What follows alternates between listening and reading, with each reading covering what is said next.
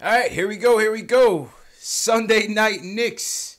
3 wins in a row. Yes, do not change your screen. Do not turn this off. The Knicks have won 3 games in a row. Enes Kanter, Emmanuel Mudiay, and company go into the grindhouse and get revenge for Coach Fizdale. Knicks win 103-98. We're going to get into it, give you our takeaways, get your takeaways. And, yeah, man, call us up. Phone line is up, 657-383-1509. I got my boy Alex Wolf from Posting and Toasted joining us on the usual Sunday. So, yeah, man, let's get into it right now. Knicks Fan TV. Y'all watching Knicks Fan TV. All right, bro.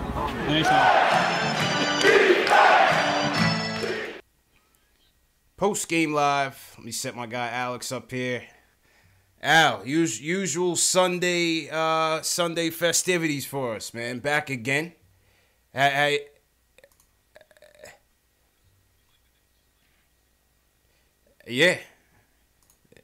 Back at it again, and in time for a 3-game winning streak. So let me hit the music. I mean, the tank talk seems to be subsiding, man.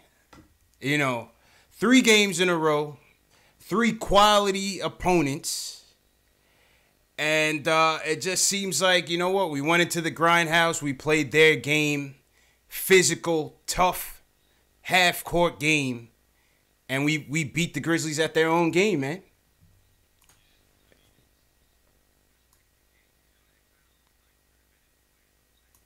Yeah. By the Grizzlies, you know, they were looked a little out of their depth, you know, like just that it wasn't going to be their night. And then that third quarter explosion, man. I mean, we crap on Enes Kanter pretty often, but all credit to him. He had a hell of a third quarter. He did the things that he does well to such a high degree that it completely mitigated, you know, his defensive deficiencies and stuff, at least for that one quarter, which is about all you can ask of him. Tim kind of turned it on a little bit there in that third as well, after he started real slow again today. Very much not, didn't look like he was going to have a good night. And then all of a sudden kind of caught heat a little bit there in the third quarter, and he got going, and, then they sort of almost blew it again and then came back again and just finished it off. It was a really cool game to watch, just because it's nice to see that the Knicks, you know, care enough about these games at this point, and care enough about, in particular, on this night, they cared about Fizdale and about getting that win for him. You know, it's nice to see them really care about things like this, you know, and to be out there really giving it their all. Yeah, all facts, man. And, you know, time and time again, you know, we get on Kanter, rightfully so, you know, when it's due. This was probably one of the first games I've seen Kanter go toe-to-toe with a premier big man and end up on the better side of the matchup. You know, Kanter was dominant, man. Dominant. You know, we got to give credit where credit is due. He absolutely destroyed the Grizzlies tonight. Career high, 25 boards, I believe. Let me go to the box score. 21 points, 26 rebounds, 9 of 16 from the field. Plus 9 on the night for the Knicks in 41 minutes. 41 minutes for Kanter, man. Yep. You know, so give credit where credit is due, man. He put the team on their back in the third quarter. We go out to that 35-19 quarter in terms of scoring. This is just an outright outburst. Fourth quarter, we're up by 9. Grizzlies come charging back. Jaren Jackson is destroying us. I mean, Mount Matumbo all over the place. We couldn't get anything in the paint. He was sending everything back. And, you know, at that point, I think, Memphis starts charging. They start taking the lead up by about 3-5, somewhere around there. But we just hung in there, man. You know what I mean? We just hung in there with gritty, tough defense of our own. Give credit to guys like Vonleh, Kanter, Mudiay was out there playing defense. You know, it was a nice, gritty win, man. And then another thing that I liked was, you know, this was another test. For one thing, on the road, right, against a top quality, second best record in the West. You know, another crunch time test for the Knicks. and they passed with flying colors, man. Yeah. Yeah, I mean, it was like anything you could ask for from a road game, from a team this young, like a team this relatively inexperienced. It was they they took the big punch at the beginning. Yep. They came back, they counterpunched in the third quarter, and then they took another big punch in the fourth when they gave that lead back up. I mean, they led by as much as I think 9 was their biggest lead night, and then Memphis, like you said, they came back to lead it by whatever it was, 3 or 5 points or something like that, and then the Knicks put together another quality run. It was just a great game to watch. I'm kind of at a loss for words in a way, because it's just one of those where you find it hard to describe it, because they played with so much energy, and it was just such like an exciting game to watch. Gritty, man. Gritty. The Trey Burke steal to the Moutier dunk. I mean, that felt like a freaking playoff moment. Moutier dunked on Garrett Temple, posterizing him. I mean, oof. Listen, man, I didn't know Moutier could get up like that. Who knew? Who knew? I mean, Fizdale has been hitting all the right buttons with this guy, Moutier. As soon as he came back from the ankle injury, obviously, he was a bit rusty coming in. But listen, this is about 4 or 5 straight games now that you're seeing positive play from Emmanuel Moutier on both ends of the floor. In our season previews with me, Jay Ellis, our summer season previews, we always talked about whether or not Moutier was going to be the odd man out of the point guard triangle. We talk about Frank needing his minutes. We talk about Trey coming off of last year's stellar performance. But we always said, if Moutier can just put it together, he still has the best tools of the 3 to be the quote-unquote complete point guard that we need. And, he's showing it out there tonight, man. Yeah, no doubt. I mean, he's doing like everything well, which is crazy to think. I mean, if you look at, I feel like if you looked at how he played during, say, the preseason, and then compared it to how he's playing now, you wouldn't even think you're looking at the same player. I mean, he's just, Fizdale's done something with him where he's like found the key to Moutier's brain that allows him to recognize things on defense, to at least like be passable on defense. And he's playing passing lanes really well on defense. Like, that's been his biggest attribute there, I think, over the last few games or so, since he's kind of been emerging here. But also on offense, I mean, he's finishing so much better. Like, the biggest thing with him was that he could get to the rim when he wanted to, but he could never finish. And now all of a sudden he was more so like on the floor than anything else, man. Yeah, exactly. I mean, so it's wild to see like how well he's finishing now. He's not like a mega high assist guy, but he keeps the ball moving well. You know what I mean? I don't think that he would never be, if you handed him starters minutes for like a whole season, I don't think he'd ever eclipse maybe 6-7 assists a game, something like that. But I mean, he moves the ball well. He certainly is not like only looking for his own shot, which is refreshing on a team where like this team in general ISOs a lot, has a lot of players that are consistently looking for their own shot. So it's nice to see him, like he's been good at figuring out the right moments to look for himself and look for others, kind of thing, which is nice to see as well. That's a fact. In that fourth quarter, we end up going into the penalty with 5.5 left. Marc Gasol just being a crafty player. But give credit. When we get it down to 2.2 minutes left, Timmy busts out of his slump, hits a big 3. We go up by 1. And then 1:35 left. Trey Burke jumps into the passing lane, steals it on Temple, and throws it to Moutier, who bashes it on Temple, man. So that was the play of the game. Moutier sealed it. That was maybe one of the top 5 plays of this year so far. I mean, that was oof. That was I got right out of my seat for that one. That was incredible, man. That was such a good play. Shout out Above the Rim in my chat. Shout out Above the Rim in the YouTube chat. He said his wife got mad at him because he smashed the table as soon as Moutier posterized Garrett Temple. Yeah. It's worth it, man. Tables are temporary. Emmanuel Moutier dunks are forever. So you gotta. That's it, man. Table doesn't matter. That's it. That's it, man. So we're going to get to the phones, but once again, shout out everybody watching on YouTube, Posting and Toasting, Knicks Film School, Facebook, Twitter, wherever you guys are watching. Happy Sunday. You know, good win. Shout out to everybody in my chat. Let me shout some people out before we get to the phones. Josh Nurse, Mamadou Sekou, Above the Rim. John Talento's in here first. Reaper Man, what's going on? Royce Cujo, Jamie Juarez, the great Ron. Car Guru checking in from Latvia. What's going on, Car Guru? David Carfinkel says, great Team D tonight.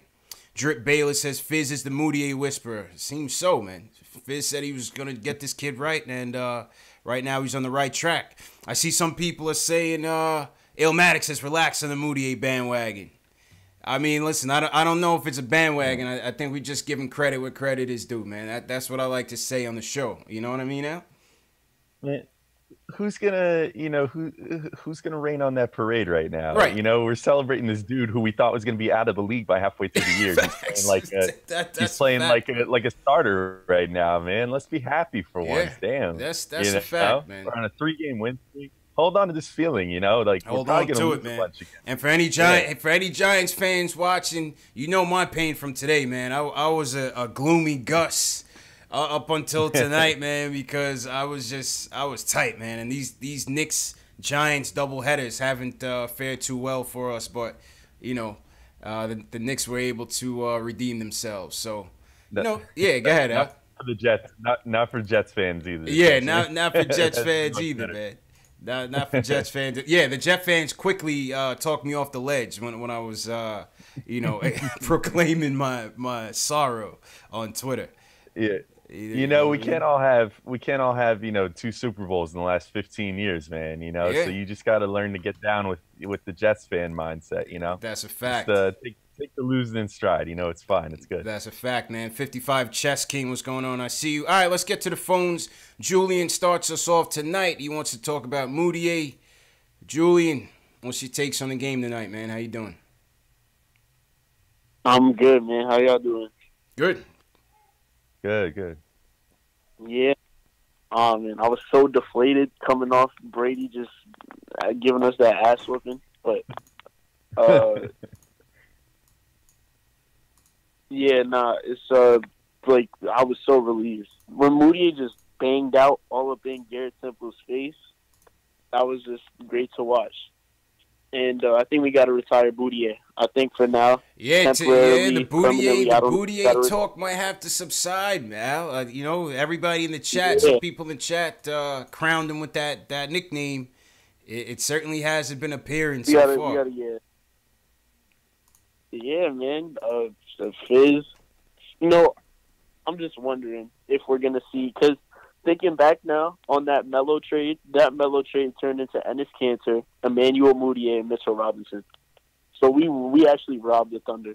If thinking back on it, yeah, that was Scott Perry, Steve Mills. We got to give them so much credit for what they've done.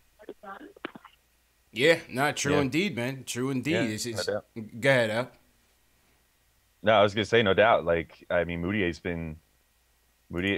all of a sudden he's like a revelation, and suddenly you're right. Like that trade is so much sweeter now when you think about it. So that's a fact. All right, Julian, man, appreciate the call, man. Think we lost Julian. Julian usually has a lot to say. Oh, Julian dropped. All right, my bad, Julian. You can call back. All right, Jay from Brooklyn. He wants to talk about Canner. Jay, you on the line, man. What's going on? Yeah, Jay, what's going on, man? Big fan of you guys, man. Love what you guys are doing. Appreciate it, bro. Just talking about Canner, man. I mean, the type of numbers this dude is doing is unbelievable, you know? I mean, I see a lot of people, especially with my buddies, talking about, you know, trade Canner, try to get some value for him, which I understand that point of view, but who are you going to get to do that type of rebounding and that offensive game he has? You know, he has his liabilities on defense. It is what it is, but to me, I think his positives outweigh the negatives, in my opinion. You know, I want to know what y'all think about that. Ah man, this one has been tough, man. This one has been tough for me, Al, because it's like definitely. you know, the rebounding and points are always there for him, but it's just sometimes it just seems like he's much more of a defensive liability out there. And sometimes that negates, a lot of callers call and say, sometimes his stats are just hollow, but I think tonight inflated, was very good tonight. I mean, tonight he struggled a lot. Go ahead, Al. Yeah, just say he struggled a lot covering Gasol going out to the 3-point line, Jaren Jackson to a degree with that. But he actually played Gasol pretty tight on the inside a few times, which was nice to see. Yeah. I think he had a pretty good block on him. I want to say first half. I mean, he had his moments today where it at least looked like he was trying in some ways on defense. Not all the time because he never tries all the time. And the last game too, Pelicans game too, he was trying a little bit harder for sure. But I mean, like I said before, I mean, obviously his offense and rebounding outweighed it all tonight. So. True indeed. Go ahead, Jay. Yeah, that's how I feel. It's like who could you replace, in free agency that's going to get you that type of production on the defensive and offensive end as far as rebounding is concerned. Like we may strike out in free agency, but who if he doesn't get signed to the team, then who could replace that? You know what I mean? So it's like, do you sign him for a very friendly deal? I know he's making $17 million right now. I don't think he's going to get that anywhere else. He wants to stay in New York. I think he's a viable piece. You can't replace that defense, that rebounding. And offensive. I think this game was tailor made for him because the type of team Memphis is that grind it out. Very 90s. Yeah. Definitely a flashback type of game. Yeah, that's a fair point, man. Definitely all fair points. I mean, I think, Al, the talk with Canner is it's not his value, it's his value for the contract. You know what I'm saying? Mm-hmm. Everybody realizes, what he brings to the team in terms of getting on the boards and getting his points, but it's just like, can you invest that kind of money in a player like that? We only have so much in the cap. Once KP gets his bag, you got to figure out what you're gonna do with the point guards. Are you gonna re-up Moutier? Are you gonna re-up Burke? Can you get some of those big fish out there? That's all gonna impact what happens with Canner after this. Right now, I would lean towards no, but I'm not in the management's thinking right now. What do you think? Yeah, my amateur armchair general manager take on this whole thing. One is, as far as trading him, if a team looks at him and thinks that he's worth giving up anything of worth for, I think you got to take that deal, because I think the reality is that we're probably not going to re-sign him after this year, unless he would literally be down with coming here on something like the minimum or something like that. I mean, which is absurd. I mean, that's an insult to him. As much as we crap on him for this, that, and the other, but it's an insult to him to say that he's actually a veterans minimum player in the NBA.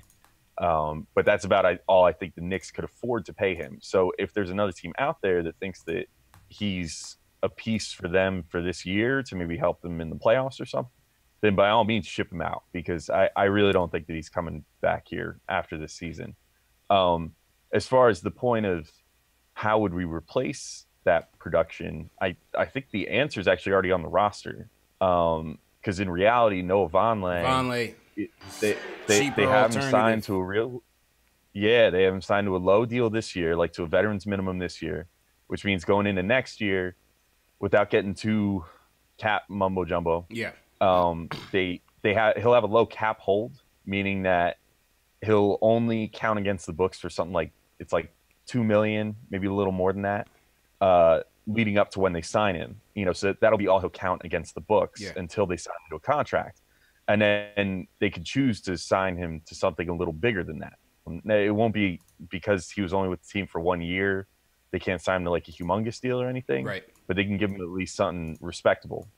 So I think he might be the answer to how you would replace Cantor's what Cantor does out there, because I would say that Vonleh is probably as good of a rebounder, even if he doesn't get those numbers. I don't think Vonleh chases rebounds quite as much as Cantor does right now. So that's, where the discrepancy between their numbers comes. But then also, I mean, on offense, he's got a pretty solid low post game.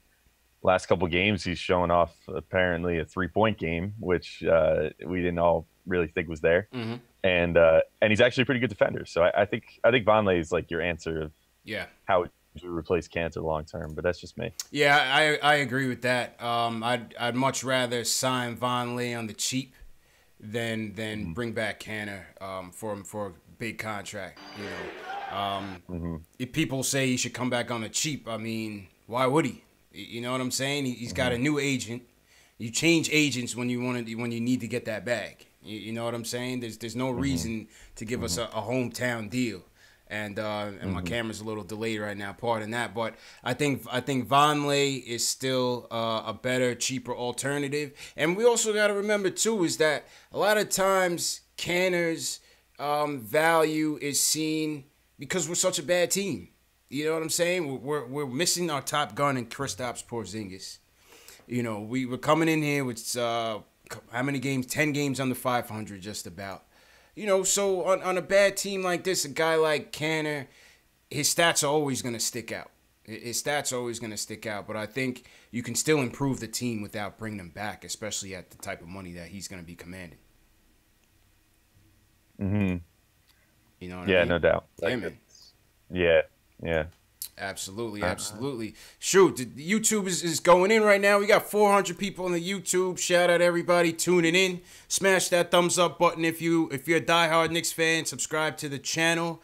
If you're new to the chat, it's got to be a lot of new people in here. Just give me a hashtag new and where you're checking in from, so we could shout you guys out. But shout out everybody tuning in right now. Definitely appreciate the support. Let's go to Long Island. Carl, he wants to talk about tonight's win. Carl, what's going on, bro? Yo, what's going on, CP? Alex, it's good to see you on the screen. Yeah. Shout out to Jay Ellis. I know thank you. People wondering where Jay Ellis is at. Jay Ellis is Sunday nights or his podcast night, so he's doing his podcast tonight. So shout out Jay Ellis.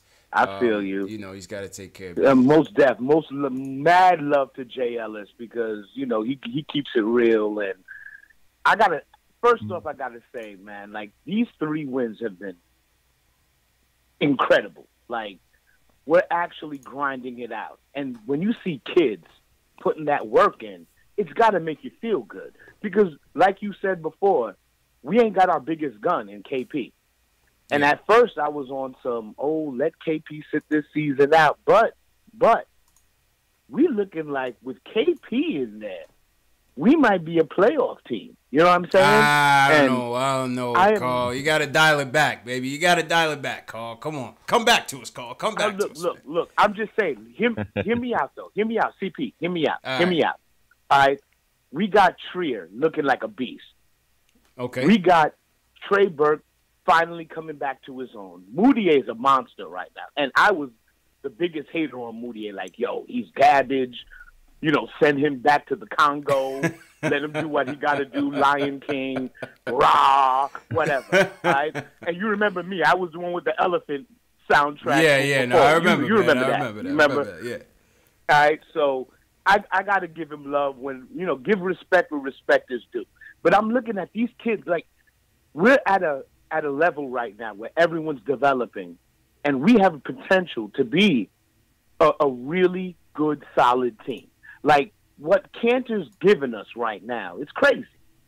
I mean, you don't get 26 boards without putting that work in. You know what I mean? Like we saw the YouTube videos of him doing the workouts and whatever. We were all like, yeah, all right, bro. But we'll see what happens in the season.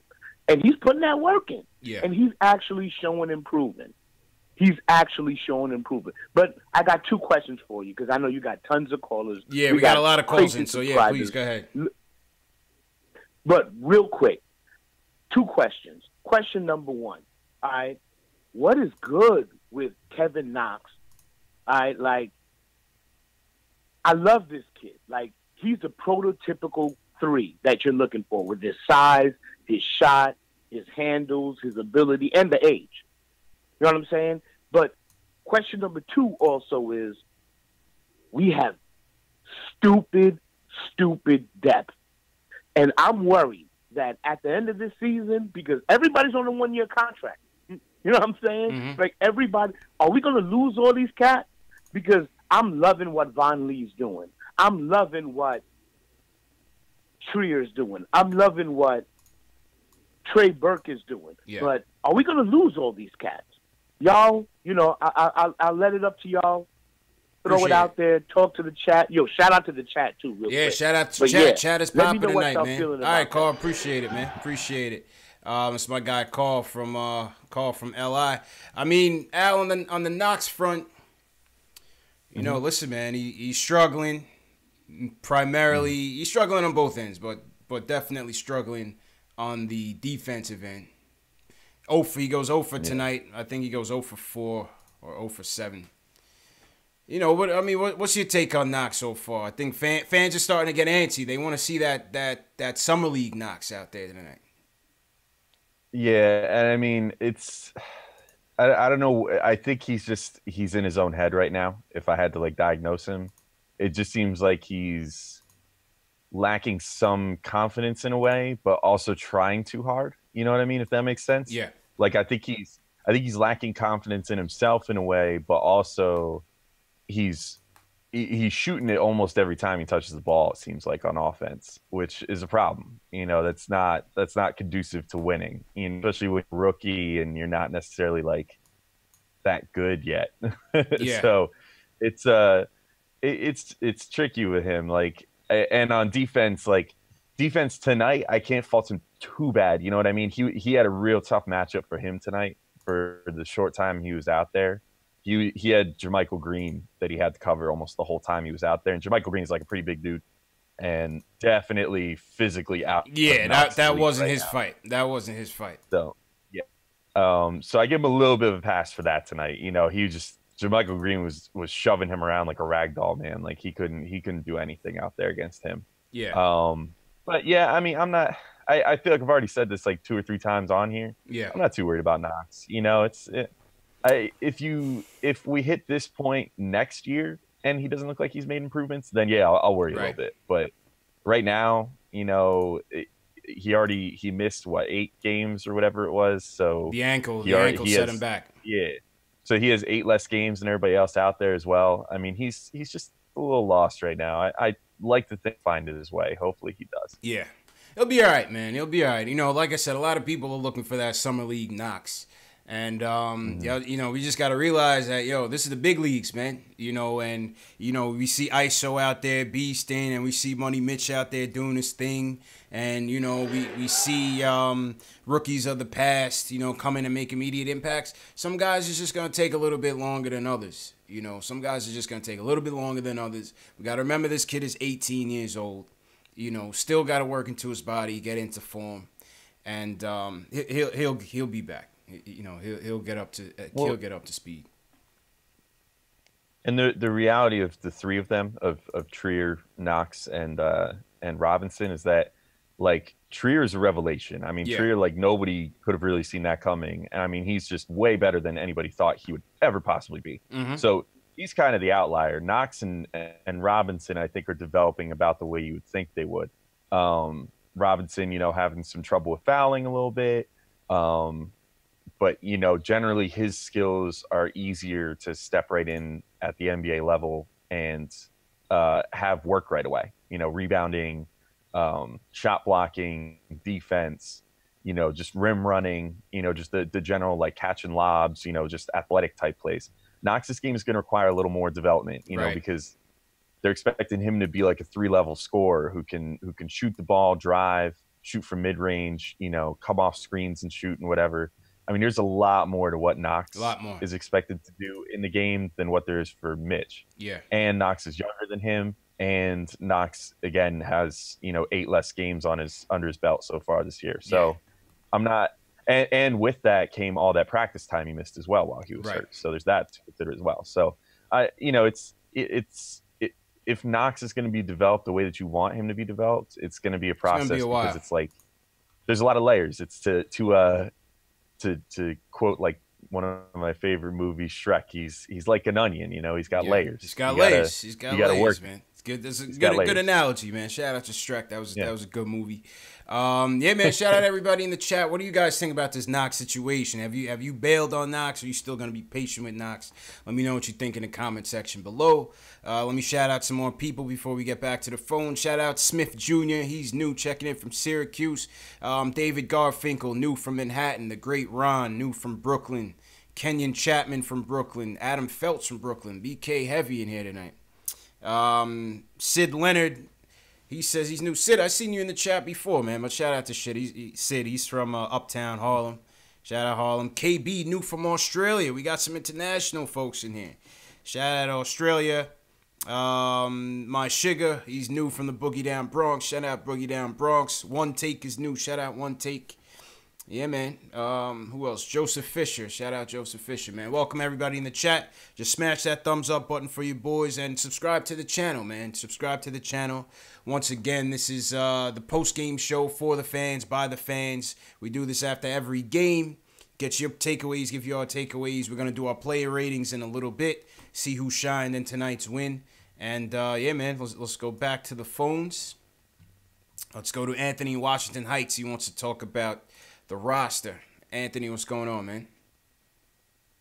Hey, what's up, fellas? What's up? How y'all doing? How you feeling, bro? Good. I'm all right, man. I'm happy for the win, but I'm a little disappointed in the minutes that Knox, Frank, Mitchell got. Yeah. Knox got 7 minutes. Mitch got 17. Frank got 13, if I'm not mistaken. And I think Fizz really wanted to win this game, so I think that's why he seems sat him on the so. bench. That starting unit went real deep into the third, and most of them stretched into the beginnings of the fourth. That starting unit got a lot of minutes in that third. Oh, yeah, and I'm sure that had a lot to do with it. He wanted to pull this W out. Yeah. But we got to get these players developed. And Knox is going to be all right, man. He's a kid. He's a baby. He's 19. I feel like everybody forgets that. Yeah. He has so much room to develop, and you can see the potential. You could see it. And he did it in Summer League. Summer League, at the end of the day, you saw what he could do. Facts. My second thing I wanted to ask you guys, who do you think we should cut when it comes around time with Trier's contract? With Trier, I feel like that's going to be an interesting yeah, situation. So that's coming up, I believe, December 5th, Al. Let me know if I'm wrong on this. Yeah, I think it's soon. I think that's the day. It's right around there. Yeah. Yeah, I mean, I think the majority opinion right now is to try to see if you can get Cornette on that two-way deal, cut Cornette and re-sign him on that two-way, and just give ISO his deal. I think that's what do you think, Al? That's pretty much the majority thinking. Yeah, I think I floated that on here. I don't know, a couple weeks ago or whatever. I think that's the most likely solution to that good problem to have. That you're not going to be able to keep Trier here as a two-way player. That man should never set foot in Westchester. Yeah. So, the second his eligibility expires, I would sign him up to the NBA, and then I would cut Cornette and sort of have a handshake deal to just sign him right up to a two-way deal. And because clearly, I mean, it's not even like Cornette's getting playtime, and it doesn't seem like he's really a part of the plan as far as the quote unquote like young guys go. Yeah.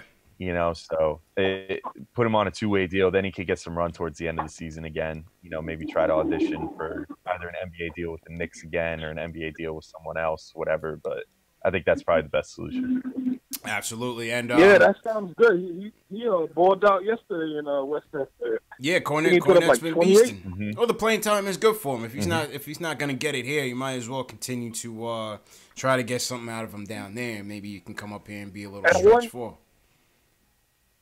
And one last thing, CT, man, these Giants, man, killed me today. They crushed me. They crushed me today, Anthony, man. I'm so glad the Knicks. That's another reason why I'm so happy tonight, man. Because my Giants, they broke my heart tonight, man. They broke my heart today, man. We had it in the bag, bro. Had it in the bag against our arch rivals, man. Yeah, appreciate it, Anthony, man. And I hate to cross over into sports, man, but this Giants coach got to go, man. He's a bum. And that's all I'll say about that, Al. That's all I'll say about that. Let's go back to the phones, back to basketball. Walter in LI wants to talk about Noah Vonleh. Walter, what's going on, man? Oh, what's good, y'all? Just want to say, finally, 3-game win streak. 3-game win streak. We doing some things. Mm-hmm. Yep. Yup. Noah Vonleh was really hooping tonight. I wanted to say about like when Kristaps comes back, though. Like when he comes back, about like his minutes and everything. I mean, I guess you think Fizdale probably gonna probably let him earn it, or you think he's just gonna go ahead and give him the GP because he's Kristaps. I mean, once KP comes back, I mean, it depends on how slowly along they want to bring him. But once they come back, he's in. He's in there. I would assume they're still gonna put him on a minutes restriction, but I don't see nothing about him earning it. Nah, he's gonna be in there. You see them like run like some 4 or 5 between them, because I know Kristaps. I remember him saying that he really prefers the 4, but I'm like he was still like kind of like still getting into his NBA. Still getting in there, he's still young. So I'm thinking about probably running both of them, because the way he was playing tonight, the way he moves, his feet, and he's shooting, he don't care who he's playing up against. I'm like, bro, like he should be starting. Like he needs to keep on playing because he's winning. Like when he's playing, we winning. Vonleh, you talking about, right? I really liking this game. Yeah, for sure. Yeah, I mean, listen, I've been impressed with Vonleh, man. When he first signed, I remember when we did the live stream to talk about the signing, and everybody in the chat was clowning him like, this guy's trash, blah blah blah, and he hasn't panned out thus far in his career, but he's coming in here, he's playing tough on both ends, so we got to give credit there. Al. What's been your take on Vonleh, Al? I mean, pretty much just what you said. I think there were glimpses that he could maybe be like this, and not quite as good as he has been so far. I mean, he's definitely exceeded expectations, but there was tape and stats and whatever that could have told you that he's a good rebounder, decent enough scorer, that he could go out there and a pretty good defender, So he's definitely been outplaying what we thought he could be. As far as when KP comes back, like. I actually think KP and Vonleh would probably play pretty well together. I think. I mean, if you remember, it's a while ago now in Knicks years, but if you remember from KP's rookie year, Robin Lopez, he played pretty well with him, and I think Vonleh is similar in some ways to Lopez. He's a good rebounder, but not necessarily not like Cantor in the sense that he's like strictly looking for his own board, but he's also he's just kind of doing team box outs, that sort of thing. Pushing the ball up. He brings the ball up. He's not afraid, Yeah, exactly. And I mean, I think that he and KP could actually play pretty well together. I think just so. because Vonleh's proven to be a capable defender as well. Yeah. So if Vonleh gets pulled out to the perimeter, he's not totally useless. Yeah. Which means that, Vonleh can follow somebody out to the perimeter, and then KP can hang back for that block down low. Which Very is kind versatile, of where man. he thrives. Is as a rim protector. Yeah, I like Vonleh's versatility for sure. Yeah, definitely. So I mean, I think there's and to answer the question about KP also, like earning playing time or whatever, I know the Fizdale has like very much like a tryouts sort of vibe to the season this year, where everybody's just trying out and trying to earn their spot and all that. But realistically, like there are 2 guys on this team that does not apply to, or seem to not apply to, and that's Tim Hardaway Timmy and KP. Yeah, Timmy and KP, they got carte blanche because they've earned that right at this point. KP, when he comes back, whatever they say he's good for, I mean, he'll come off the bench to start, just because that's just how it's going to have to go, because he's going to be coming back from a major injury and rusty, all that crap. But the second that they feel that he's ready to rock, like he's good to go to start or whatever, he's out there, he's starting. Period. Like that's a no-brainer. Factuals. Walter, appreciate the call. Let's go to Doc Ross in Atlanta. He wants to talk about Moutier. Doc, you are on the line. What's going on, Doc? Yo, what's going on, CP, man? Yo, appreciate the call, man. How you doing? Yo, first off, did you see the dunk? Oh, of course I seen the dunk. Hell yeah. Oh man, more so than the dunk, I was happy how, Trey. I mean, not Trey. Was it Burks. Yeah. I was happy how he's pumped up for his own man. You know what I'm saying? And that's what we needed, man. So I was happy. A couple of weeks ago, I was like, yo, I'm getting a Moody 8 jersey if he keep playing like this. Yo, I'm about to put that thing on order tonight, man. You owe too, Doc, because you hey, were the first Moody 8 yeah, hater on the show. I owe, you know what I'm saying? So that's my man for right now. Right? I like the game, right? Like, at times, right, like, when they was down, I thought that, like, it was the refs taking the game away because this was a bad officiated game. The officiating was all no over matter the how place. You put it. I The thought officiating was all over the place. Exactly. You know, but I think, you know, one thing that's upsetting me, right, I have no problem. I only have no problems with Canada tonight, right? My problem is, why are you giving Dotson DMPs and you putting Hazonia out there? You cannot have this dude out here, man. If there's anybody that should be let go, is this dude. You know? Yeah. It's like, I wonder, like, do you guys think that they just playing him because he's like Scott Perry? Wasn't he Scott Perry's project in Orlando or something like that? He was, yeah. I mean, Al, what do you think? I mean, I think it's just Fizdale, you know, going through his tryouts once again, seeing who's who and what works. And you can't play everybody, you know. So Dotson hasn't played 3 straight games now. Hazonia didn't close the game. We went with the 3 guards. We went with Moody 8, Burke, and Timmy to close the game along with Vonleh and Canner. What's your take on the Dotson situation? I think like what Fizdale's trying to do right now is figure out what all these guys can bring to the table. My theory, hopefully correct, and you know, if it's not, then I don't know what to say about this. But my theory is that with Dotson, he's already figured out as in Dotson, right? And so he's still using his 20 to 25 game figure it out period here. We're at what today, 21st game of the season, right? Yeah. Mm-hmm. So we're now at about the quarter-way point. So if over the next like 3-4 games we don't see Dotson again, or if after the next 3-4 games we don't see Dotson again, I might get a little worried. But Fizdale's been good about sticking to his timeline so far. So I would think we'll probably start seeing Dotson again soon. I just think that like Fizdale figured out what he has in him. He's got a good defender who can shoot the 3 ball, good on cuts. You know, it's all the dirty work stuff that nobody likes to do. And I think now he's trying to be like, okay, well, let me see Hazonia and see if he does have anything to offer. Yeah. And if not, Hazonia will probably be getting the MP. Yeah. I think so as well. And Doc, appreciate the call. We got a lot of calls in tonight, so we just got to keep it real short. So I've been having to cut people off. Nothing intentional, nothing personal, but you guys understand. What do you guys think in the chat, though, about the whole Hazonia Dotson situation? Because another thing that's going to be happening, Courtney Lee is on the way back. So you can expect this guy's certain minutes are going to get impacted, including Dotson, including Hazonia, including Kevin Knox. Maybe even ISO. I doubt ISO because I think, Fizz really likes ISO. But we got to play Lee, right, Al? I mean, we got to play him if you're going to trade him. Yeah, that's going to be tricky too. That's going to be tricky just another too. guy. I do think they need to play Lee for sure when he comes back, because the biggest thing with Lee is like you want to try to trade him like you just said, but last year was a career year for him, and he's what, 32 now? I think he was 31 last year. I think so. He must be like 32 now. And that's like, it. Courtney Lee got to be older than that. I don't know. Let's check that. No, out. I think he's 32. Okay. Let me check. Hold up. Fact check. Yeah, Let's fact see. check. How old is CourtneyLee? Google.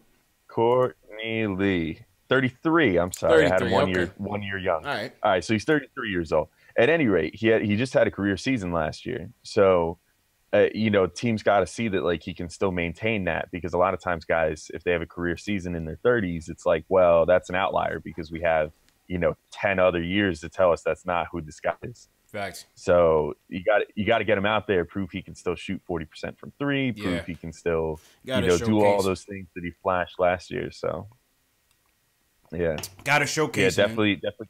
Yep. Got to make sure that teams know that he's for real still. Yeah. I feel like we've been trying to trade this guy for the last 2.5 years, and we just can't do it. But Philly, if you're listening, Elton Brand, holla at your boys. Courtney Lee's available. And there's nothing against Lee. It's just, we're trying to build something here, and we're just going in different directions, and we got to try to get his salary off the books to get a little bit closer to our future goals. So Courtney Lee's on the horizon. People in the chat, let me know what you think about this whole Lee situation. How do you think it's going to impact the Knicks? Whose minutes do you think it's going to be impacted the most? And do you think we should even be playing Lee? Some people say, why play him at the expense of the youth? But, like I said, we got to fatten him up and to ship him out of here, man. That's just how it goes. All right, let's go back to the phones. Q wants to talk about the game. I know Q's in a good mood tonight. What's going on, Q? Yo, fellas, what's good? How you doing, bro? What's going down? All right. Good. Hey, man, feel good. I'm watching the game again. You know what I mean? So it's a good feeling. It actually feels like a team now. You know what I mean? It actually playing feels like a team, man. They're playing together for sure.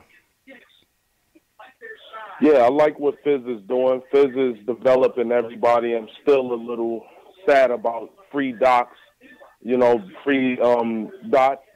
And there was a Marshawn Brooks signing, which was interesting. So your career's never over with. That's true. Marshawn Brooks is a testament to that, man. Yeah, man. The Kobe imposter, man. The dude came in thinking he was Kobe, had the afro and everything. It was kind of interesting. Yeah, man. I'm not worried about Knox at all. I'm a little worried about Lee because Lee will hurt development. And I just don't want guys their development to be stunted. You see what Fizz did with Moutier? Beautiful. Man, Moutier, you know how we felt about Moutier. Get this guy out of town. Right. And now all of a sudden he's a hero. So I just don't want Lee to be here. I want him out, but we got to play him to get his trade value and then get him out the paint. But other than that, man, I like where we're going, man. When KP comes back, I really hope KP sits out the year. I really don't want him to come back. I want him to be healthy and ready to go. So, hey, if y'all could elaborate on any of those points, I would appreciate it. I appreciate you, Q. Great show, fellas. Absolutely, great show. Man. Always appreciate your support, man. No doubt. Yeah, I mean, Al, with the whole Lee thing, I mean, it's just a part of the rebuild. Part of the rebuild is, yes, you're gonna bring in young players. Yes, you want to develop your players, but you gotta still shift that old guard out. We haven't completely turned the roster over, and Courtney Lee's been kind of that holdover from that, those free agent transactions. So it's just gonna be the cost of doing business and the nature of the beast. He's gonna have to play. Teams are gonna have to see what he can do before they even think about taking a guy with 2 years at $13 million, I think, on this deal. That's not an easy deal to offload, man. Not an easy deal to offload. Yeah, I mean, it's just a weird situation. They want to be free agent players, so you kind of have to try to get rid of Lee. You know what I mean? It's like, and it kind of sucks because I actually do like Lee in a lot of ways. Yeah. And I think it sounds like he's a pretty good mentor, the younger guys. But yeah, I mean, you got to try to get rid of him. You got to try to get out from under that money first and foremost, I don't know. It's going to be a real tightrope walk when he gets back, though, because like Lee's also one of those guys, and maybe it'll be different with Fizdale. Like I don't think you can apples compare anything from the Hornacek era to the Fizdale era so far. But like under Hornacek, Lee kind of bristled at having to play off the bench, a number of times. And so he was always starting under Jeff. And now, I mean, I see a very slim chance that he's going to start this year. So we'll see how he reacts to that first and foremost. But yeah, you got to get him out there, and you got to probably get him playing like 20 minutes a game once he's healthy if you want to try to showcase him a little bit. Got to, man. We got to try to get this trade, man. We got to try to get this trade. Are you ready to, you want to get into some player ratings? Yeah, let's do it. All right, let me know when you got the box score up. Shout out to everybody in the chat once again. Smash that thumbs up button. Subscribe to the channel. We got a couple guys on the line. We're going to get back to the phones in a minute. So, Max, I see you. Matt, Ace, Gene, Steve, we're going to get to you guys. Let's get to these player ratings real quick. Al, give me your who are your top three? Who's your top three tonight, man? Let's start with the third. Who's your third star? Who are you going with? 3 stars. Third star, I will go with. I'm going to say Timmy. I'll say Tim Hardaway Jr. He's my third star. Leading scorer for the night, was a catalyst in that third quarter, which helped give the Knicks some of the points they needed there. All in all, I don't think he had a great game. Very few guys I would say had a great game tonight. You know what I mean? But there was some good games. It was a knockdown, drag out kind of game. So nobody was really like phenomenal. You know what I mean? But I think that Tim, he recovered nicely in that second half, gave some scoring, which is what he's there for, and it's a 7-7 from the free throw line, which was pretty clutch as well. So that's good to see as well. So that he's my third star. Second star. This one's tough. I might catch some heat for this from the Cantor people, but I'm gonna make Cantor my second star. Oh, you're going Cantor with your second? Okay. Yeah, with the 21 and 26. Just because, it was a great game. It was a great game. He was also, again, he was part of the run in the third quarter. Him and Timmy, they were kind of the ones leading the charge there. He's +9 in the plus-minus tonight, which is pretty good. Obviously, career high in rebounds, 2018-19 NBA season high in rebounds, which is almost equally impressive, considering the rebounding performances going on this year. And yeah, all in all, pretty good game for him. But just because the dunk got me so hyped up, I'm gonna give Moutier number 1. Moutier, because he played another great game, so it's not like he's undeserving. Yeah. It's not like that was the only thing he did all game. 17 points, 5 of 12 shooting, whatever, but 2 of 4 from 3 land, which is awesome. 5 of 5 from the stripe, 4 assists. A steal, a very impressive block. I mean, he was like a highlight factory, as it turned out. He had that block where it was kind of a out of nowhere. I forget who it was that he blocked. Was it like Temple? Maybe he might have pulled up on Temple tonight, or maybe it was Conley that he blocked. I forget. Whoever he blocked the crap out of him. Yeah. And then came back later on. Oh yeah. He pinned. I think it was Temple's shot. He pinned or Anderson. Yeah. He was Anderson at Temple. Yeah. Yeah, I forget if it was Temple. All apologies to Temple tonight, man. He got sunned by Moutier in that case. But yeah, and that dunk. I mean, I can't stop thinking about that dunk. That was such a cool moment, and probably like top 5 Knick moment of this year so far, and it'll probably hold up as one of the top 5 moments of this season. So I give him that star. That, no doubt about it. Good stuff, man. All right, my third, I'm gonna go with Timmy, like you. 22 points, 2 dimes, +12 on the night. He did struggle shooting, but he did go 7 for 7 from the line. So even though he was struggling, he still maintained his aggressiveness. Like you said, nobody's really perfect on the offensive end, but they earned it. These were tough, physical. This was a physical team they went up against. The top defense in the league. They give up a league average of 100 points. We were able to go over that by a little bit. And timely hoops is part of our player ratings, man. And Timmy certainly gave us a timely bucket with 2 minutes left down that stretch. So I think he definitely deserves that third star. My second one, I'll go with Moutier on the second one. As you said, another phenomenal game. 17 points, 4 dimes, across the board. 1 steal, 1 block, 5 for 5 from the free throw line. 5 of 12 from the field, almost 50%. He's been averaging 50% since being inserted into the starting lineup. And, solid play from Moutier. 2 for 4 from 3. And, this is what we need from our point guard. This is what we need from our point guard. And Moutier's been doing a good job. Give credit where credit is due. We're not ascending him into all-star caliber, but we appreciate the games that he's been playing. He's been playing good. He's been playing well. So Moutier gets my second star. First star goes to Cannon. 21 and 26, 9 and 16 from the field, 41 minutes, +9 on the night.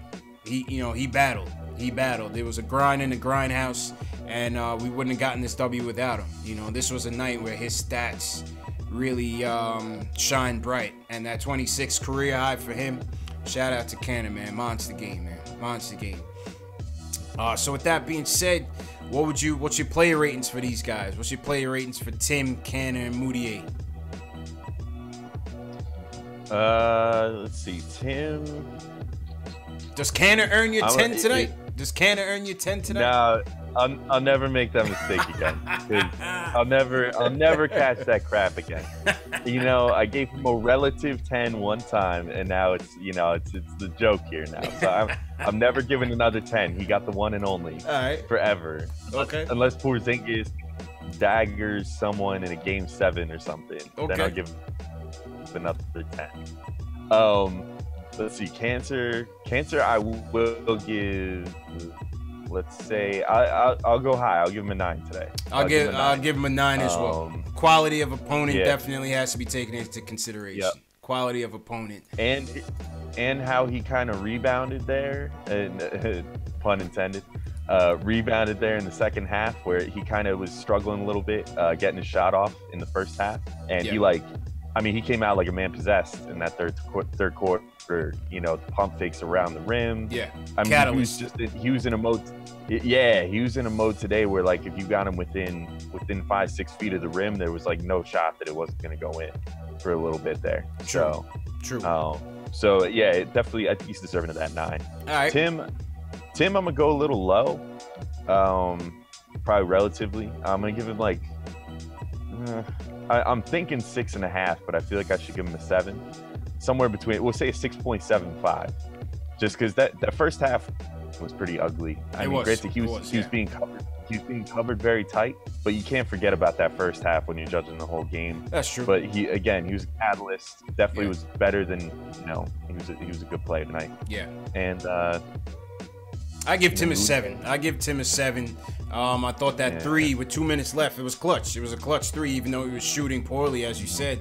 But that 3-pointer gave us a 1-point lead in the game, and that led to the Moutier fast break steal on that next possession. So, I give Tim a 7. And what about Moutier? I'll give it 8.5 because that dunk was worth the extra half, and then the 8 is for the rest. Yeah. Just and I've already gotten into everything. I love how he played tonight. Yeah, so I agree with that. I think he's really good. I gotta say, I was kind of a Moutier booster before that draft with Porzingis, so I've been feeling very good and vindicated lately by him playing so well.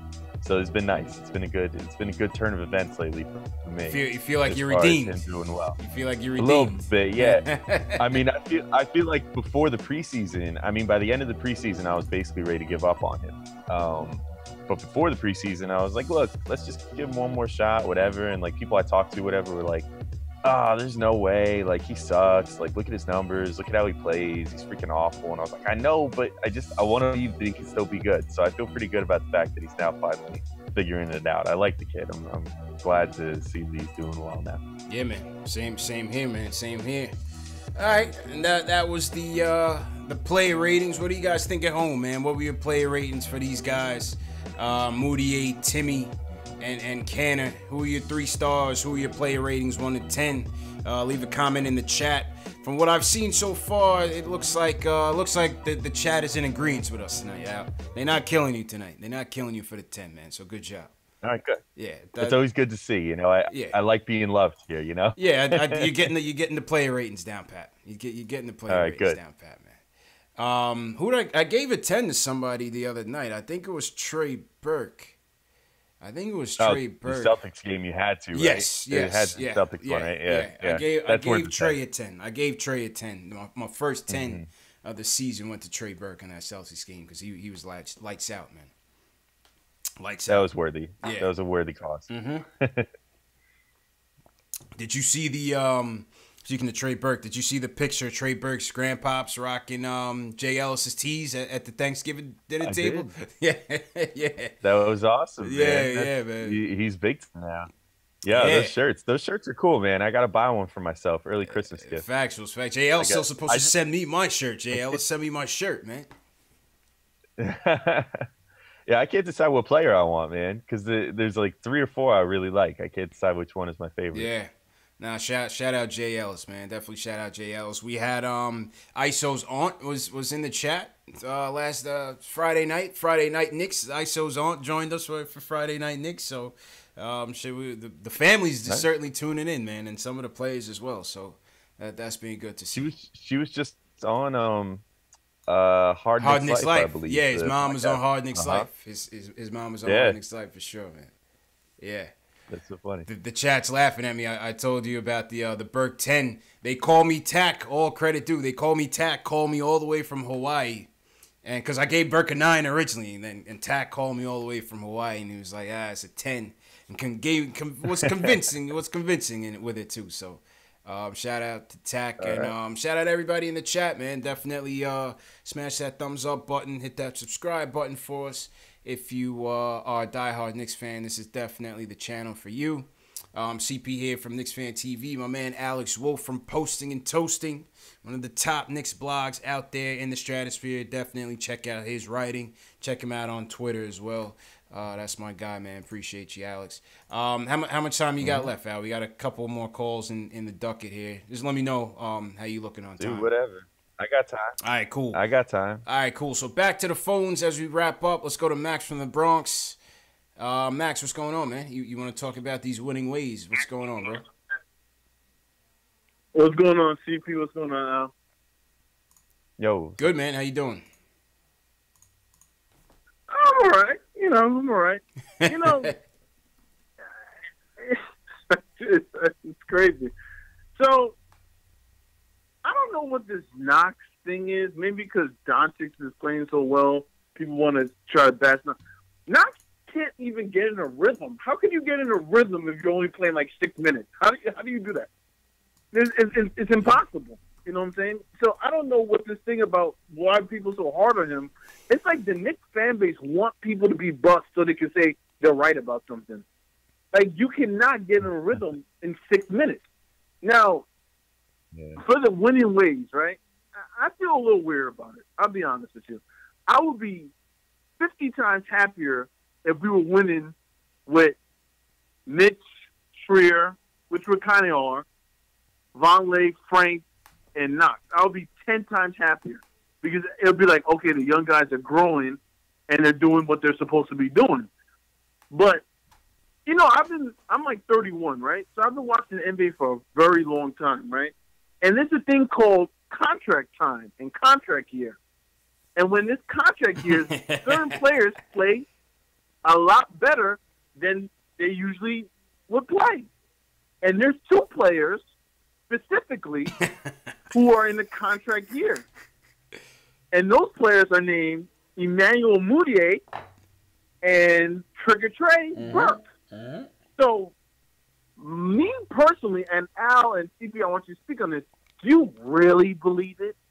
Do you honestly believe it? In your heart of hearts, would you put money on it? I mean, would you put money on it? I wouldn't put money on it, personally speaking. I don't believe it, personally speaking. Wait. Put money on what, though? Put money on what, though? Put money on him being who he is right now for the majority, say the next 15 games. I wouldn't put money on it, personally. I don't know, man. I don't know. I don't know, man. I watched the NBA too long. I watched the NBA too long because you know what's going to be a problem and it's going to be a problem with Fizdale. This thing with Hezonja starting and Hezonja getting minutes, that cheap what you kill thing, somebody's going to throw it in his face very soon. All you have to do is start losing again. Once they start losing again, that locker room is going to be a little funny because Hezonja has earned nothing. Hezonja, and I love Hezonja. You know how bad I want him to be good? He is terrible on all fronts, passing, shooting, defense, IQ, whatever you want to put it. Dotson literally does everything you want him to do, and you don't play the guy? I don't get it. Like, what is the excuse for this? What is what more does he need to do? If Dotson right now would ask for a trade, I would tell him trade him, and I love Dotson because it's not fair. You're playing Hezonja. You know, Hezonja does running hooks on a fast break with another guy to pass to. He's like a moron. He does stupid stuff. Yeah, He does the dumbest stuff. I mean, you ever seen in your life. listen, I think Hazonia leaves a lot to be desired. He looks like he should be playing soccer, Al. For some reason, the guy just seems more built to be playing soccer than to be playing basketball, man. I don't know, man. Yeah.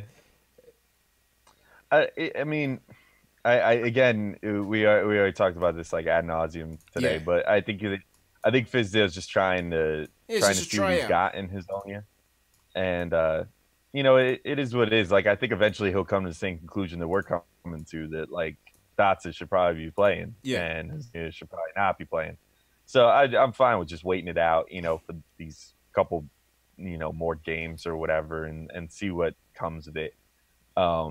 But I think Fizdale's also all for. I think it's just like an unfortunate circumstance that like this 3-game win streak started on that night when Hazonia was that the first start that Hazonia got? Yeah, or did yes, it was. Start before Yes, that? it was. That was his first night. Yeah. So I mean, I think it's just kind of an unfortunate thing that like the whole team has been playing really well once he got inserted in the starting lineup, even if he himself hasn't been playing that well, because now Fizdale clearly, when you hear his comments, he values things like, oh, this starting lineup has been winning for us, you know, so that's what he's going to value. But you see, like you already noted, you know, Hazonia didn't close the game tonight, so clearly he knows that Hazonia is not the answer to be out there in the clutch moments, you know. So it's whatever. Like, again, I'm not sweating it. I'm not. Also, to the other point that he was making, like I'm also not sweating giving Burke and Moutier minutes, because like Moutier more so than Burke even. Moutier is really controlled by the team. He's a restricted free agent at the end of the year because he's still on his rookie contract. So you're in a situation at the end of the year where if he plays up to the point where, like, you know, you want to keep him, you have a lot of options to keep him. Yeah.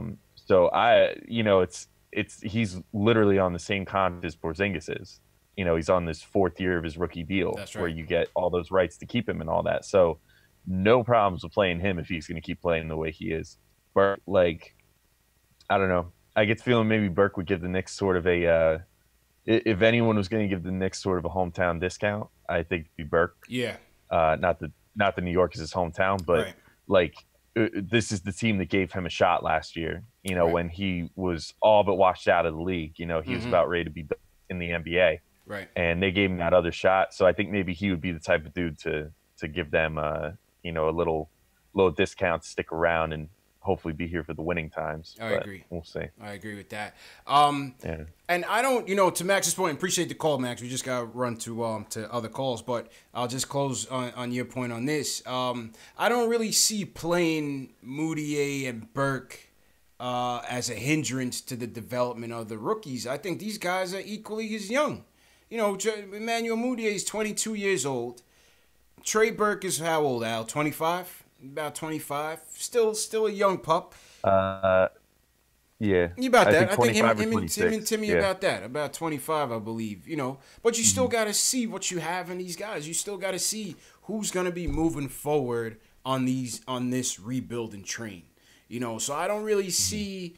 The only one you could argue with is like Cannon, Courtney Lee. You know, those are the two guys you're saying, well, you know, Cannon got 40-plus minutes tonight. He did he did help us out tremendously. He had a great game tonight. But is that a hindrance to Money Mitch? Do you want more Money Mitch out there? Yes, I'll make that argument. But for like Moutier and Burke, I can't argue with them playing over guys like Frank and them guys like that, because they still need to get evaluated to see if they have any future here. You know? Mm-hmm. Yeah, man. Yeah, and like Moutier's still real young. You know, Moutier's younger than Trier. You know, and Trier's like one of our prized rookies. You know what I'm saying? Like, right. So Moutier maybe is finally turning a corner. I mean, point guard is a position where sometimes you see guys take their whole rookie contract to figure it out. Maybe he's just one of those guys. You know, and he just needed the right coach, and he found him. So Factuals. Hey, I don't know. Maybe Fizz will have that same magic with Mario. Max, just stay patient, I guess. Stay patient, everybody in the chat. Once again, shout out everybody in the chat. Jamal Simpson, Sid Leonard, what's going on? The Entertainer is in here. My man, The Entertainer. Shout out The Entertainer. If you guys haven't followed him, any Giants fans out there, definitely follow The Entertainer. My man, The Entertainer, had 1,000 plus people in his Giants Philly live stream today. I was in there watching along, pissed off as he was. But yeah, shout out The Entertainer, man. He had a monster day today in his live stream, and yeah, he's in the chat right now. All right, let's go to Matt from Florida. Matt, well, speaking on the Canner topic, Matt thinks Canner should be starting more. What's going on, Matt? Hey, thanks for taking my call tonight. First of all, I want to talk to the young bucks in here. I'm an old school Knicks fan. I'm 45, okay. So I've watched the Knicks through the 90s. Excellent. When defense was a premium. That's fact. That's a fact. The Knicks, to me, tonight held a team below 100 points. Yes, they did. It drives me nuts when the Knicks allow guys to just drive through the lane, not get a hand on them, not play any kind of defense. Because defense wins games. And the Knicks defense was the best tonight that it's been all year long. So you want to know my player ratings? I'll throw it in there. Okay. Canner was number one. I'm sorry. You can't replace 26 rebounds, 21 points. That dude is a double-double machine. His one deficiency is defense, but the man beat up tonight on a lot of possessions. He altered some shots. He got in there, and I got to say this: I would like to see Mitch Rob and Canner on the floor together. If Robinson could learn not to foul out, they'd have twin towers. They'd have two guys that could. Robinson is a better defender, maybe in terms of blocks. He gets a lot of blocks. Can't score a lot, but maybe that's something that'll develop over time with a jump shot. He gets a lot of putbacks. Canner is just an old school, grinded out center down low, and he commands a double team. They got to learn to pass better out of a double team. Yeah, he's got to learn. Canner was my number one guy tonight. Mm-hmm. I love Cantor. I think he's untradeable. He's one of those assets you just do not want to get rid of. You'd want to spend the money on him? You'd want to invest the money on him going forward? I'd keep him. Keep him. You need an old school center like that can just grind out rebounds. He's like a Tyson Chandler. Those kind of scorers. Tyson's got, no kind of three. I don't want to see Cantor taking threes. I don't know how the audience feels about that, but Cantor can't shoot threes. His game is not, that ain't it. That ain't it for Cantor. He's trying out low. there. He's trying to adjust to that style of play, but he's trying. I know Fizz wants him. I know Fizz wants him to shoot threes, but that's ridiculous. I mean, come on. You're wasting his talent. Down low, he's almost unstoppable. He's got footwork. He doesn't look out of place at any point. The teams realize it. I can't believe how long it took Memphis to throw two guys at him. Yeah. And the big part, too, is when you get doubled down low, which would happened to Canner on a few possessions, somebody else, one of the guards actually has to come to the ball. The spacing on that was horrible. So that's what I'll say there. So Cantor's my number one. I never give anybody a 10. There's always room for improvement. Yeah. I'll give him a 9. All right. My number 2 is Moutier.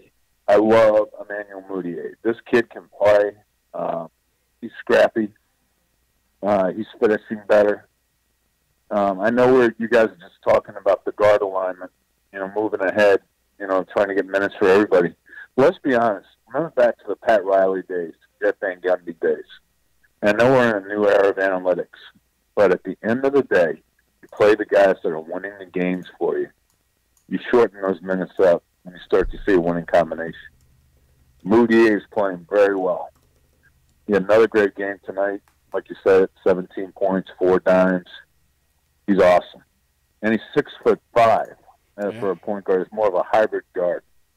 He can create some serious matchup nightmares. I'm going to give him an 8.5 tonight. He's my number 2. And you said it correct. My number 3 is Tim Hardaway Jr. All year, he's been the Knicks' most consistent player, at least, scoring-wise. He may not have scored, loaded the stat sheet tonight, but he did have 22.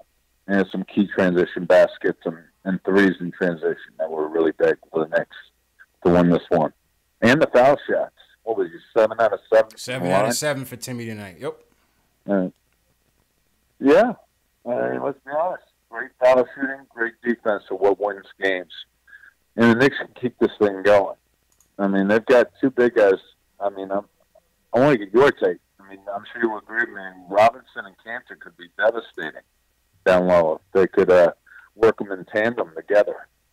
I would try to keep Courtney Lee, at least for a few more years. He's the next best defender. He's a 3D guy. He can hit an enormous amount of threes. He can defend the team's best player. He's a great defender. And, you know, I just think that, like, you know, guy, and I heard somebody say that they wanted to see Nicolina come back in. I think that guy's garbage. I think he's a defender, but he's got no offensive game. Nothing. And when the game is on the line, you can't count on him to deliver. I'm sorry. You guys are going to win the game for you, big clutch players. Burke is one of those guys. Yeah. Burke is a first-round talent. So is Alonzo Trier. ISO. The only reason he wasn't in the first round, let's be honest, because he failed those PED tests. Right. That's it. That's it, man. That's the only reason. I'm from Westchester myself. Okay. I've only been here a few years. All right. So I've been watching Knicks basketball. I live, breathe this team. I love the team. There you go, man. Well, yeah, we definitely appreciate the call, man. Yeah, I think this is your first time calling, man. Definitely appreciate you calling back as well, man. Yeah, y'all got a great show, man. Thanks. Absolutely great show going here. Thanks a lot, love man. The feedback. Thanks for the support, man. All right. And yeah, I like when the old school fans call in, Al. You know, I like the old heads like myself that remember the '90s Knicks. So shout out to Matt. Unfortunately, like I said, we just got to run through the calls before we wrap up for tonight. Well, what was your take on? I agree with most of what he said, but I'm not sure about the Cannon and Money Mitch part playing together. I wasn't too sure. I'm not too sure about that one. What do you think about that combo? I think they're okay together. I mean, like, if you could play Cancer and Vonleh together, you could certainly play Cancer and Mitch together. Yeah. I don't know if it's like a perfect pairing. Like, I think he was talking about the whole like Twin Towers thing. I think that sort of thing is getting a little bit antiquated. Yeah. In today's game, like, you kind of need. I don't know, because it's like Mitch's biggest strength is defending the rim, but if you put him out there with Cantor can't chase guys on the perimeter, and Mitch can. So then you're taking away one of Mitch's best strengths. So it's a thing. You know what I mean? I don't know exactly. They've tried that a few times this year. They did. Cantor with Mitch, and I mean it sort of works. I mean sometimes, you know what I'm saying? Like they just. Something about their games, it's not a perfect match. You know what I mean? It's that way, yeah. Yeah, at least I don't think so. But yeah, and also I don't know how I felt about his Frank assessment personally. He said Frank That's is just garbage. me. Man, he said Frank is garbage. I can't deal with that, listen, man. It's gonna take Frank time, man. It's gonna take him time. Yeah. You know, it's gonna take him time. Yeah. I see both sides of the Frank argument. I understand the people's frustrations with him. But at the same time, I sometimes see things in him that it's like, all right, give him some more time. Give him some more time. Let him cook. I mean, he's younger than Mitch, all things considered, too. That's the biggest thing that I keep going back to is like people treat Mitch with kid gloves of like, oh, he's young, he's fouling, blah, blah, blah, he's learning. That's true. But it's like, hey, you know, Frank's younger than him. Well, he might be a second-year player, but yeah. But see, the thing is, Frank, for his whole career, Frank will never be able to shake the Donovan Mitchell connection, the Dennis Smith Jr. connection. He's never gonna shake that, and that's gonna be to his detriment for his whole career, no matter what he turns out to be. You know what I'm saying? Because offensively, he's never gonna be that stud like they are. Those two. You know what I'm saying? And that's always. However. Yeah. However, Dennis Smith Jr. is never going to be defensively with Frank. Right. So. Right. And right now he seems like a mental case. Yeah. I want no parts of that guy. I still don't understand how people like cheerlead for Dennis Smith Jr. I want no parts of that guy, man. Yeah. You know what I mean? Yeah, no doubt. All right, let's run through some more real quick. How you doing on time, man? I'm fine. All right, cool. All right, we had a couple people waiting for a while, so I just want to get it through. All right, Ace from Queens wants to talk about the tank. Ace, what's going on, man? Are you angry about this win? Hey, what's up, man? Shout out to y'all for answering this call, man. Absolutely. Yeah, I'm never mad about a Knicks win. I'm never mad about a Knicks win. Knicks gotta definitely show what they could do. They definitely have to show the talent that they have in these young boys. That's why I hear guys talking about playing like Cantor, maybe more minutes. Nah, you can't Mitchell, man. Let these boys audition. I don't know if y'all talking about future or y'all talking about right now. But if you're talking about right now is the future. You got to play them boys. Because really and truly, the only way we're going to get that little draft pick, I say a lottery pick right now is better than being the 6th seed right now. We're not this year. I don't think we're a 4th seed, home court advantage team this year. Not at all, right? We're nowhere close. Not at all. So nowhere close. So I'm not gonna be satisfied with 6, 7, 8 seed and then losing that draft pick. Because for right now, the future's now. Like a caller called earlier, we could strike out in free agency. It's not a guarantee that these big free agents that we talk about are gonna come to New York. So let's develop this young talent. Let's get a next little lottery pick for next year. So what brought other players like a LeBron to Lakers was seeing that young talent blossom. That's all right. Maybe a free agent gonna see that. Let them boys play. This year's just an audition right now. Shea got to play. Courtney Lee even has to play. Certain kind of situations, you're like, guys, why is this guy in the game in this situation? Yeah. Hey, let's see what he could do. Let's see. Why is he in the 4th quarter and 4 minutes to go? Let's see what he could do. Let's the other team see what he could do. Okay. Things like that. We know what Timmy could do. We know what Timmy gonna bring us. Mm-hmm. We know what Cancer gonna bring us. We know Moutier was always gonna be a lottery pick if we didn't pick KP up that year. So he was always a high on everybody high draft board at that time, and he's developing still. Frank, you gotta play Frank. Defense to win championships is always gonna be that point guard in front of him. And we're going to have to let him play defense on that point guard like Lowry, whoever's going to be in front of him when it's going to be that time given. Defense win games. So lock down that point guard. Let KP and them guys do their job, put up the numbers like they're going to get paid to do. Yeah. And that's how I see it, bro. I see it ain't called tanking. You're going to play hard. But when you see the lineup out there, you're going to be like, damn, that kind of look like a tanking lineup to me. But, hey, let them guys play ball, man. I don't know what you think. I don't know what you think about that. I appreciate it, I don't want to get bounced in the first.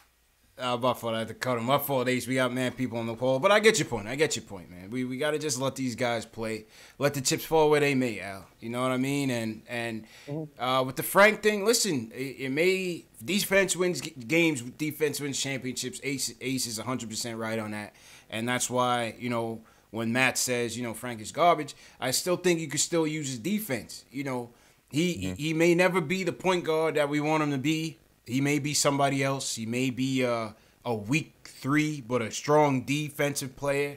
And maybe that's what it is, but I still think he can still be of value to us, and I think he'll continue to be that way as he matures. Oh, yeah. Yeah, I mean, of course he has value. Yeah. There's always value for a defender. I brought this up, I don't know when, some other Sunday in the last month or so. Mm-hmm. But that, he if he bottoms out, if he absolutely bottoms out, he'd be Andre Robertson. That's like his floor, his absolute floor. Yeah. But I don't think he'll bottom out like that, But at worst, he's a dude that can D up the opposing team's best player, really almost from 1 to 4 at this point. I mean, he could D up anybody, and shut them down. Make sure that they have a tough night. And even if he can't do anything on offense, he's out making sure that the other team's best player is going to have a tough night too. Yeah. So can't discredit that defense, man. Ace, appreciate the call. Shout out everybody in the chat. I see the chat's been going. We got 300 people in here. Smash that thumbs up button. If you haven't subscribed, hit that subscribe button as well. If you're watching on the replay, one of the things for some of you new guys, if sometimes some of you guys may miss the initial live stream, I do replay these live streams at 12 midnight between 1 midnight, 2 a.m., 6 a.m., 10 a.m., 12 noon the next day, and also 2 p.m. the next day. So I do that to keep the chats open. I see a lot of people like to, chat about the game and the goings on the team. So if you missed tonight's stream live, you can catch the live stream replays and still communicate with your fellow Knicks fans. So that's one of the perks of subscribing to the channel. That's why you guys got to subscribe. All right, let's go to...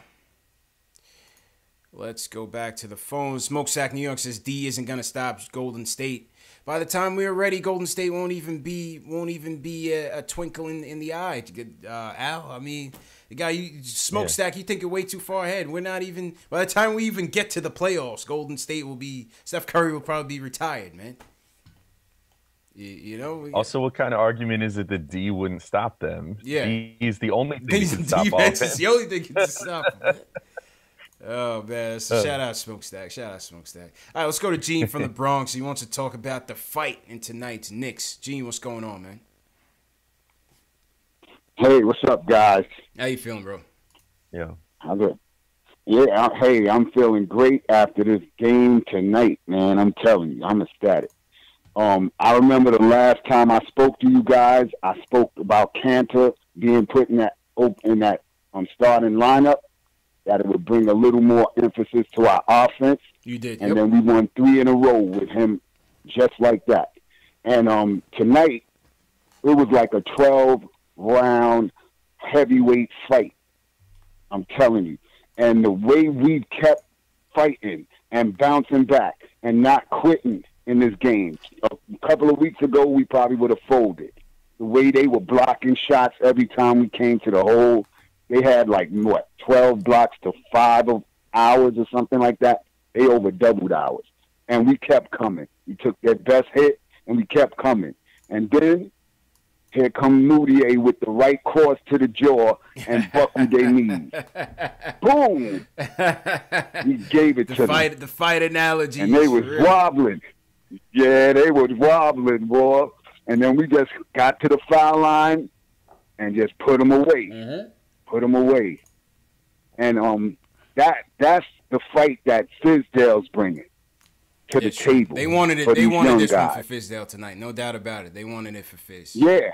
They did it for Fizz. And I told my man earlier, I said, yo, this game is for Fizz tonight. I know they coming to get it for him. And that's just what they did. True. I'm sorry his suit got all wet up because I heard they threw water on him, but that's funny. Yeah, I heard. But it's all good. As long as we got the W, now it's on to the Pistons. You got to keep this train rolling. Facts. All right, G. So what do you guys think about the fight? Oh, man, and appreciate the call, G. No, the fight was excellent, man. Like I said, I thought they played hard for Fizz. They wanted this victory for him, coming back to the grindhouse.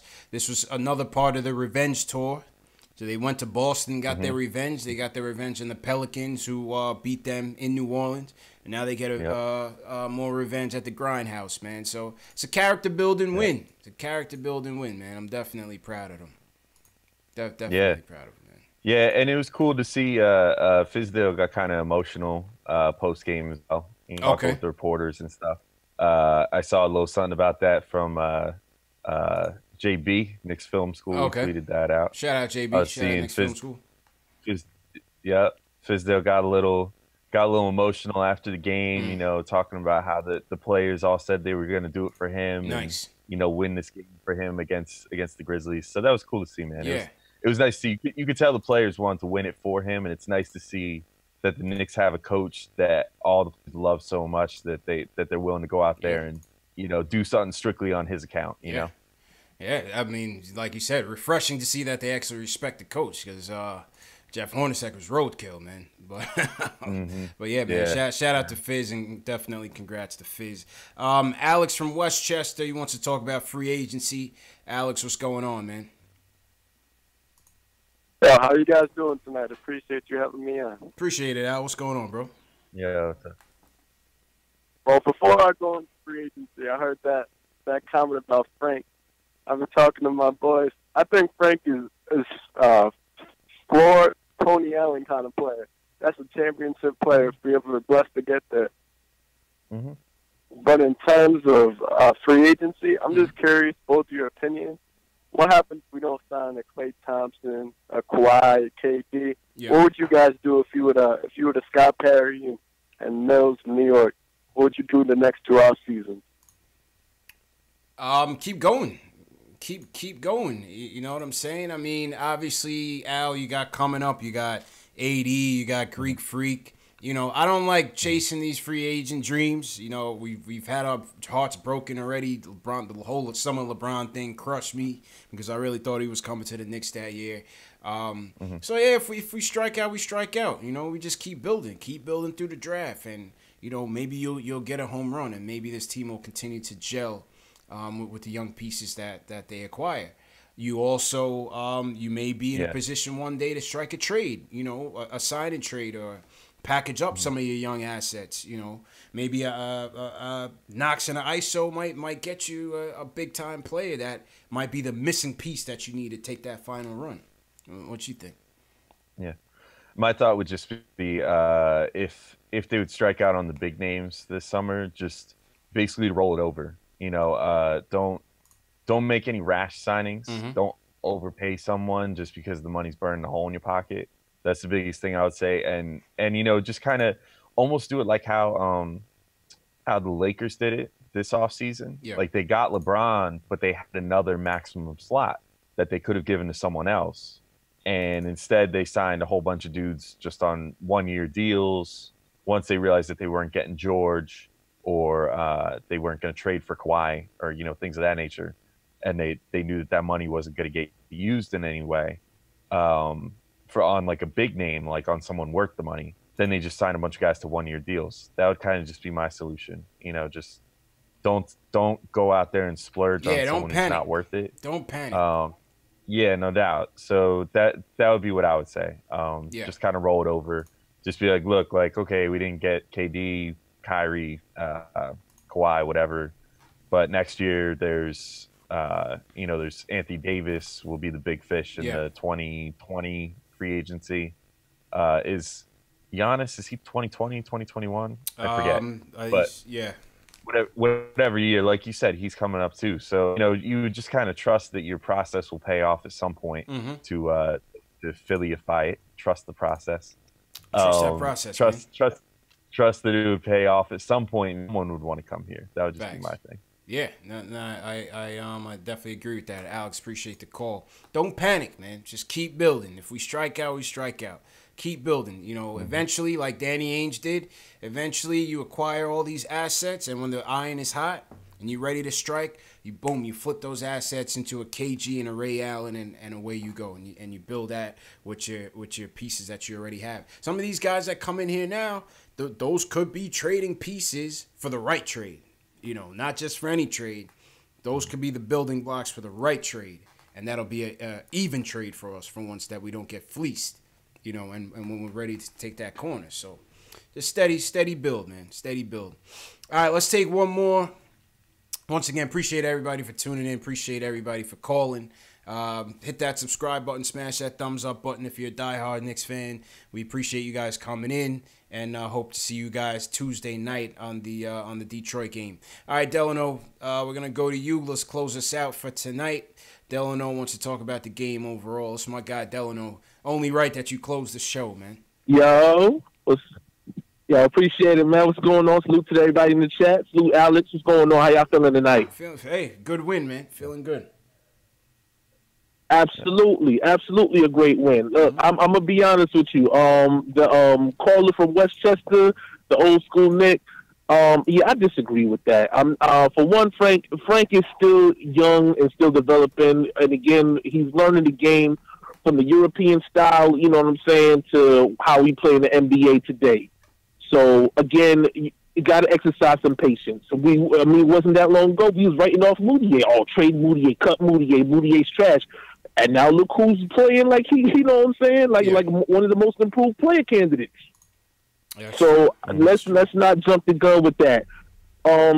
Second thing I want to talk about, I like Cantor and Vonleh, and I don't know if y'all guys pay attention to the chat that much, but I always said that the pairing Vonleh and Cantor on the floor is what I wanted. It's something that I've been, kind of, aiming for, especially because I don't like the signing of Hazonia. I feel like you could get anybody to fill that spot personally, but specifically, I wanted that pairing of Vonleh and Cantor because it balances out Cantor's defensive deficiencies and his liability on the floor by adding Vonleh on there, because Vonleh can stay with his man, can affect shots as well. You know what I'm saying? And he jumps for it. He doesn't really chase down rebounds, but Cantor does that. So, you know what I'm saying? It balances out. But if y'all seen J. Michael Green tonight, now maybe I can see why I've been saying the whole time that specific name of what I wanted in a trade with, you know what I'm saying, as far as if we could give up Lance Thomas or even Lee and get J. Michael Green on our squad. Because look at what he did in just a short amount of time coming off of that fractured jaw situation. 6 points, and that's not, again, that pain is going to affect your offensive game. I don't care what nobody say. As a player or a former player, I'm telling you that little things like that will affect your game. But still, 7 boards, 2 blocks, you know what I'm saying? He affected the game and made it difficult for Vonleh. Yeah, he's a tough player. Yeah, you can't. But imagine having him on the floor with Mitchell Robinson coming off the bench. You know what I'm like? That is a scary idea. That is a scary thing for other players. So if we was able to pull that trade off, yeah, I'm all for it. You know what I mean? But Moutier and that dunk, man, crazy. I was out of my. It's funny because I came outside on my break to catch the end of the game, and I saw that, and I just jumped out my seat like, yo, we got one. That's it. Yo, Moutier. That's all it is. That's all she wrote. Moutier put the icing on the cake, and Delano, appreciate you as always, man. Moutier put that icing on the cake, Al. Absolutely, man. What more can we say, man? What more can we say, Knicks fans? 3 wins in a row. The tank has been put on ice for a second, man. I don't know. Where's the tank? Where is Knicks tank right now? Where in the world is Knicks tank right now? I don't know. The tank is stalling. The tank has stalled out, man. The tank is stalled out, man. But yeah, man. Listen, we just gotta roll with it, man. Like I said, I don't root for losses. Obviously, in wanting to upgrade the talent on this team, I won't cry when they lose. But I'll be happy when they win, and especially 3 straight quality wins. This is another quality win, and you got nothing else but to be proud of. Again, you know what I'm saying. So with that being said, my guy Nick says we got to hit the music. So we'll hit the music for Al. I'm gonna put it on your screen. If you want to close out, promote yourself. Appreciate you once again, man. Alex Wolf, Sunday night team. Hey, man, love to have you on here, man. Love to have you on here. But go ahead and close out, man. Yep. So, yeah, I mean, happy to be here again. I'm Alex Wolf. I'm on Posting and Toasting. That's SB Nation's Knicks blog, so postingandtoasting.com. Catch me on Twitter at @TheAlexWolf, ALEXWOLFE. Catch me also on Twitter on @PTKnicksblog. That's the Posting and Toasting Twitter account. And, as usual, that's about it for me. But, yeah, happy to be on here, man. I'm loving this little, Sunday tradition we got going on. Sunday tradition, man. The Sunday tradition has been going well, man. And appreciate you once again, Al. And for everybody watching, for everybody tuning in, hey, 103-98 Knicks win. 3 straight wins in a row. What more can you say, man? Tonight we had almost 500 people in the chat tonight. Goes to show you, when the Knicks win, listen, man, people are proud of this team. We had so many people coming in from worldwide. Shout out to everybody that was tuning in from wherever you were from. We had somebody as far as Australia tuning in. Had a lot of new callers. Shout out to all the callers that called in. Apologies to those who we couldn't get to tonight. It's a long show, man. We got to keep things running. But make sure you guys follow me on Facebook, Instagram, Twitter. Knicks Fan TV. You could always find me on any one of those platforms. I'm always talking Knicks. Smash that thumbs up button for your boy. That's the best way to support the channel. Subscribe, hit that thumbs up. And leave a comment in the YouTube. If you guys are watching the replay, leave a comment in the replay. I'll get back to you. And if you missed the live stream tonight, the next one will be back on about 12:30 a.m. Eastern time. After that, it'll be 2 a.m., 6 a.m., 10 a.m., 12 p.m. Eastern, and 2 p.m. Eastern. So the live chats will be up and going if you want to talk about the game and recap with your fellow Knicks fans. So let me shout out some more people in the YouTube chat real quick. Shout out to Dark Shadow Media TV, appreciate it. Reaperman, appreciate it. Godzinga's team. Will Cushman, always appreciate you. Nick Reyes, appreciate you, bro. Blah, I don't know. See you later. Jamal Simpson, appreciate it as usual. SS Television, always in here, man. One of my regulars. Keith Sinclair as well. Call me Tack, all the way from Hawaii. Shout out Tack. Flacco, I see you, Flacco, on Instagram as well. Shout out Flacco. John Talento, first guy in here, appreciate it. Mateo914, appreciate it as well. Anybody I missed, nothing personal, always appreciate the support. Like I said, man, I'll see you guys Tuesday night, Knicks Pistons. Join us back here after the post-game show. Let's see if we can keep it rolling. Can we make it 4 in a row? Let's see, man. Alex, we'll appreciate you once again, man. Always appreciate your insights, bro. Yeah. Of course, man. Yeah, happy to be here. Yes, sir.